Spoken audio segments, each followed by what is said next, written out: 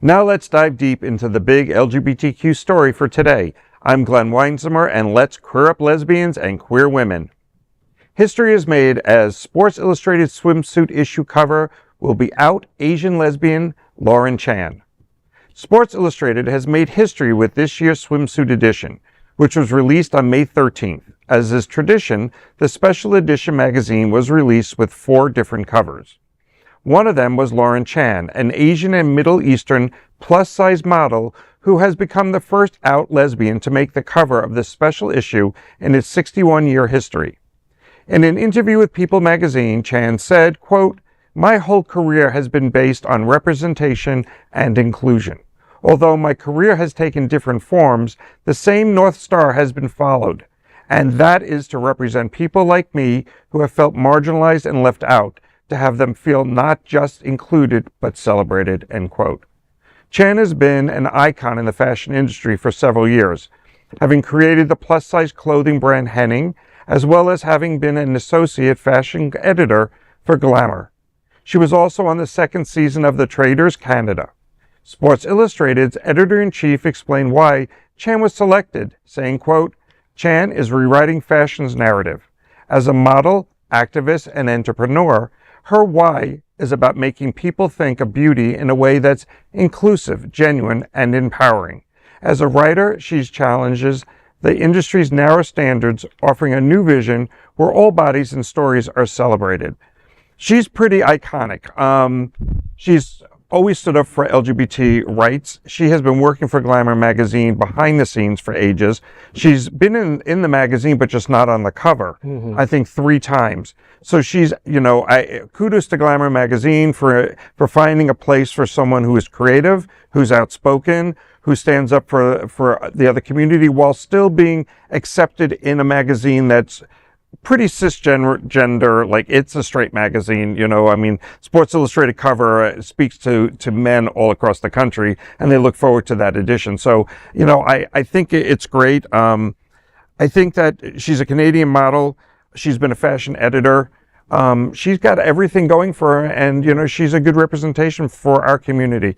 To her benefit, she fits in. Where so many other people that are trans may not fit in as easily. So there's that part of the narrative where you can say, is that fair to represent when not everyone is as fortunate as she is? But kudos to her for being out there and being inclusive and showing body positive images of someone who is of a plus size, and creating her own thing. So she's absolutely gorgeous. Like, let me tell you, and not only that, but you could also tell that her spirit is also very beautiful as well. And I really am also happy about the representation of queer Middle Eastern women, because a lot of people unfortunately have a lot of discrimination against this population, thinking oh, they're not queer. There's no such thing as a queer Middle Eastern person, but there's lots of queer Middle Eastern people. And talk about wearing a cover. Yeah. Because the Middle Eastern, so many of them wear the traditional garb where you don't see anything but their eyes. So being your true authentic self, regardless of who you are, as a Middle Eastern woman, is hard to show. Whether you're educated, whether you're creative, whether you're just a homebody, and an LGBTQ type person, it's hard to find, I would think, to find people like yourself, because you truly are wearing a cover that a lot of us wear every day to fit in, to succeed in business. I think we all change we're chameleons based on where we are, so, yeah. I definitely, well, first of all, I think that she is really beautiful. And second of all, if that's plus size, then what is standard size? She doesn't look any kind of plus size to me. I'm not an expert, but as I used to sell clothes at Banana Republic, and so you can fold shirts, right? Well, also the women's clothing, there's petite and then more plus sizes than that, because there's this idea that all girls should be petite, and that means a whole bunch of different sizing things. So she does. She has a very nice shape, but that doesn't mean that she's this 2 foot tall little doll. But also, looking at the swimsuit, that to me, it's a beautiful thing, because I'm not an expert in girls not wearing a lot of clothes, but that's a very different type. You're also not blind, so I think you've seen to it. me. Am I the only one that thinks that's a very beautiful, different type of way of wearing a two-piece? It looks I wear mine. Oh, mine. okay. Just And Yeah, and the conversation just got derailed. Yeah, no, I completely agree with what you were saying, to be honest, because like it kind of reminds me of like, I don't know if you ever seen like that God, what's her name, the one that did America's Top Model, Tanya, what? I don't know. Tyra Banks.